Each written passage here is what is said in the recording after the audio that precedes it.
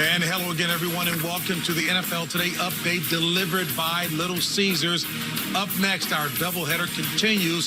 Two division rivalries, major playoff implications on the line when the Jets visit Josh Allen and the Bills, Geno Smith and the Seahawks taking on the Rams. Back here in Studio 43, some tight early games. Phil, you said you wanted to mention Cleveland over Pittsburgh. I mean, what a game. You know, I thought both coaches managed the game very well.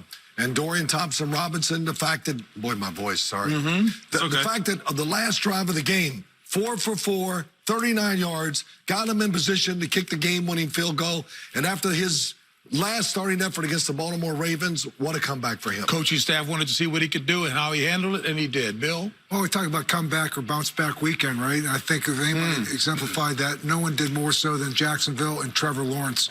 Look what he did today going against a divisional opponent, that being the Tennessee Titans. He threw for 2 touchdowns, and to both of them, which to Calvin Ridley. So Calvin Ridley was big today. And again, he did it also with his feet. You're going to see he ran for 2 touchdowns, extended plays, finished drives. I think what happened is Trevor Lawrence took it on himself.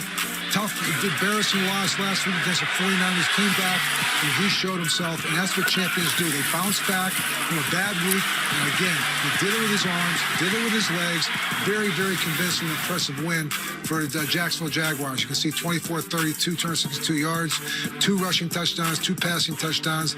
I'll tell you what, Trevor Lawrence put the team on his back today, and they showed up. I'm looking at the NFC North and the Lions sitting at 7-2.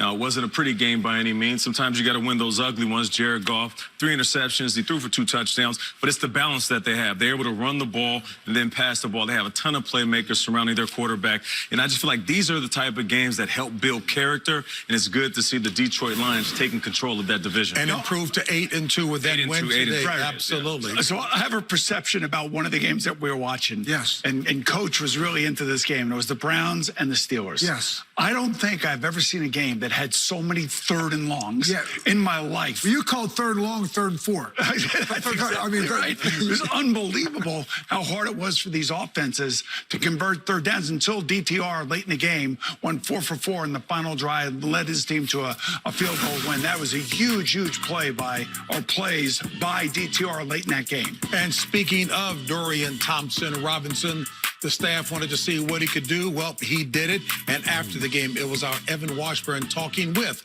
DTR. Well, Dorian, congratulations on career win number 1.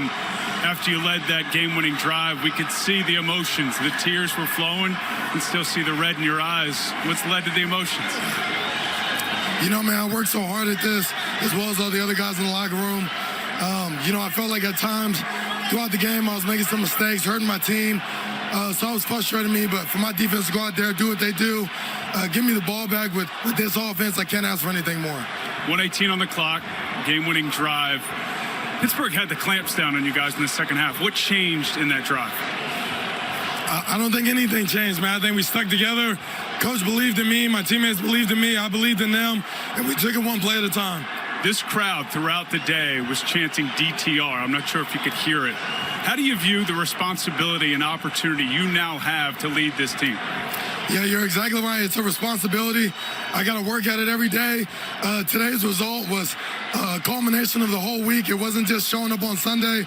So I plan to come in on Monday and Tuesday and Wednesday next week and get after it so we can get after the Broncos. You never forget your first. Enjoy it. No, thank you so much. It's your first victory. And the young man was proper in talking about that defense, which did get it done for them. Big time got it done. That's the way they're going to have to do it the rest of the year, too. Yes, sir. Phil. You know, the Houston-Arizona game, really interesting. We talked so much about C.J. Stroud. Rough day for the fact that he threw 3 interceptions. Yeah. But the big thing and the positive about the Houston Texans, their defense came through. Yeah. And that's what we've been wanting to see. Now they look like a well-rounded team. Boom. Go ahead. Well, yeah, Nate, I'm sorry, Nate. Well, I was going to say, you know, when you think about the Bills and the Jets that are coming up here at 4:25, Josh Allen has got a new offensive coordinator in Joe Brady.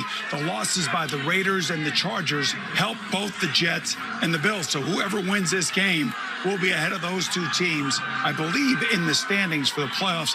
That's why this game is so important for Josh Allen and Steph Diggs. Yeah, and the wide receiver who's most important for Josh Allen is that guy right there getting the crowd hyped, Stephon Diggs. He will be targeted, as we see those numbers right there, most entering Week 11, but he's the guy that needs to step up big for a squad. I'll tell you, guy needs to step up right now is Zach Wilson for that offense. They've gone 11 quarters without a touchdown. You have the law of averages on your side at this point that you're going to get one of those, and I think there's a lot to be on his shoulders today going against Buffalo. Yep, Breece Hall, the New York Jets. The one thing they want to do is what? Run the football, take the pressure off of Zach Wilson. Can they do it against the Buffalo team that's going to be fired up and know what's coming? You know, it's not all about Zach Wilson. It is about other Wilsons on this team, most notably this guy. And this guy, Garrett Wilson, dropped passes, had an opportunity for a touchdown pass last week, did not complete that. He needs to have a solid game for the Jets today. This game could come down to the sauce, and I'm not talking about the Buffalo sauce up there. I'm talking about Sauce Gardner. This guy is up for the challenge. He is going to take on the responsibility of locking down Stephon Diggs when he's in front of him. I love to see what's going to happen between those two. Seattle visiting the Los Angeles Rams. It's Geno Smith. Week 1 they met, and that was a bad outing for the Seattle Seahawks. They got beat 30-13. See if he can rebound from that week. Matt Stafford back in the lineup for the Los Angeles Rams. And Nate, you know this. He's dangerous anytime he takes the field. No doubt. He can beat you by himself with that arm. You know, you want to count on somebody? Count on Kenneth Walker. This guy doesn't fumble. He catches the ball out of the backfield. He runs exactly how Coach Cowher would want his running back to run. Low and hard, Coach. Yeah, Cooper Kupp, he can play outside, inside. Pre-snap, pay attention to him, because when you see him in motion, he is going to get the ball most likely. And DK Metcalf, this is a man's man as a receiver. Good afternoon. We interrupt this broadcast to report that former First Lady Rosalind